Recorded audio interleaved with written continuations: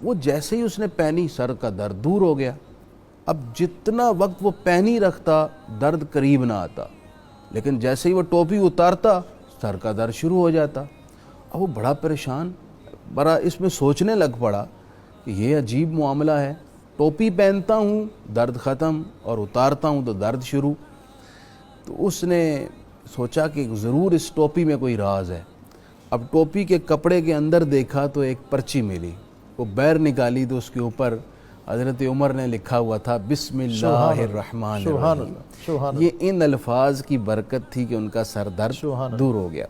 یوں ہی اب میں جو حدیث پاک ناظرین کو سنانے لگا ہوں ڈاکٹر صاحب، یہ آج کے پروگرام کا حاصل بھی ہے اور تمام ناظرین کے لیے گراں قدر تحفہ ہے۔ سبحان اللہ۔ ایسی حدیث جسے ہم روزانہ اپنے عمل میں لے کر آئیں گے اور اس کو پڑھیں گے۔ حدیث پاک یہ ہے، اسے نقل کر رہے ہیں شیخ اکبر جناب محی الدین ابن عربی رحمۃ اللہ علیہ۔ سبحان اللہ۔ اس حدیث کو بطور خاص اصطلاح محدثین میں حدیث مسلسل بالقسم کہا جاتا ہے، یعنی شیخ اکبر سے لے کر نبی کریم علیہ الصلوۃ والسلام تک جتنے راوی ہیں سب نے حدیث بیان کرنے سے پہلے قسم اٹھائی۔ آپ اس سے اندازہ لگائیں اس حدیث کی اہمیت کتنی ہے۔ سند پہنچتی ہے حضرت انس بن مالک تک، وہ کہتے ہیں باللہ العظیم سمعت رسول اللہ صلی اللہ علیہ وسلم، مجھے اللہ کی قسم ہے میں نے حضور سے سنا ہے۔ حضور فرماتے ہیں مجھے بھی اللہ کی قسم ہے میں نے جبرائیل سے سنا ہے۔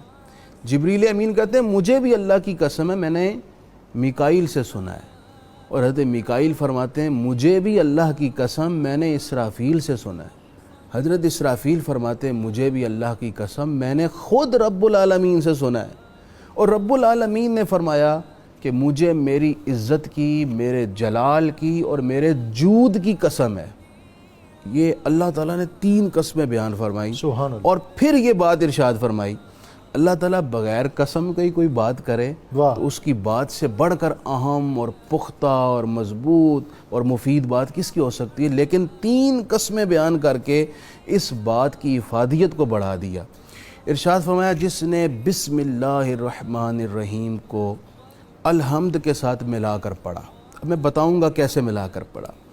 فرمایا میرے کرم پر واجب ہے کہ میں اس شخص کی بخشش کر دوں، اسے قبر کے عذاب سے، اسے فزع اکبر جو محشر کے میدان کی گھبراہٹ ہوگی اس سے بچاؤں، اور یہ گھبراہٹ اتنی سخت ہوگی کہ مشرک اور کافر کہیں گے اے اللہ یہاں سے ہمیں نکال دے، بے شک دوزخ میں پھینک دے۔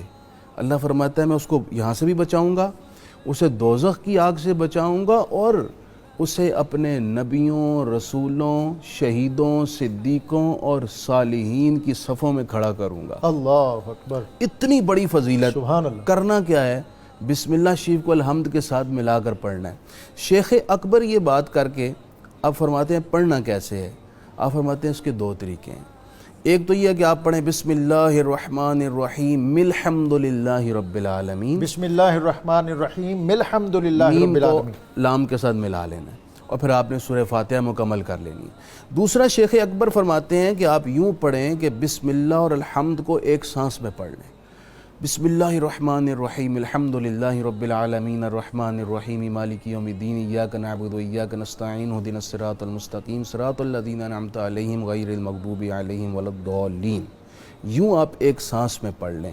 یہ دونوں طریقے شارحین حدیث اور محدثین اور اولیاء اکرام نقل کرتے آئے ہیں۔ یہ کتنی بڑی فضیلت ہے ڈاکٹر صاحب بسم اللہ شریف کو پڑھنے کی، اور بالخصوص بسم اللہ کو الحمد کے ساتھ ملا کر پڑھنے کی۔ اس کے نتائج اور اس کے ثمرات جو ہیں میں چاہوں گا وہ ذرا دہرا دیں تاکہ ہمارے ناظرین اس کی تفصیل میں کہیں اصل جو ثمرات ہیں وہ دب نہ جائیں۔ ثمرات اس کے یہ ہیں کہ اللہ تعالیٰ فرماتا ہے کہ میں اسے بخش دوں، یہ میری رحمت پر واجب ہے، واہ، مالک خود اپنے ذمہ کرم پر لے رہا ہے۔ دوسرا میں اسے قبر کے عذاب اور وحشت سے بچاؤں، سبحان اللہ، محشر کے میدان کی سب سے بڑی گھبراہٹ سے اسے محفوظ رکھوں، سبحان اللہ، دوزخ کی آگ سے بچاؤں، سبحان اللہ، پلس اسے میں انبیاء، صالحین، شہداء اور صدیقین کی صفوں میں کھڑا کر دوں۔ سبحان اللہ۔ ترکیب کیا ہے اس کی مفتی صاحب؟ ترکیب یہ ہے کہ بسم اللہ الرحمن الرحیم کو الحمد کے ساتھ سورہ فاتحہ کے ساتھ ملا کر پڑھیں، یعنی میم کو لام کے ساتھ۔ کتنی دفعہ پڑھیں؟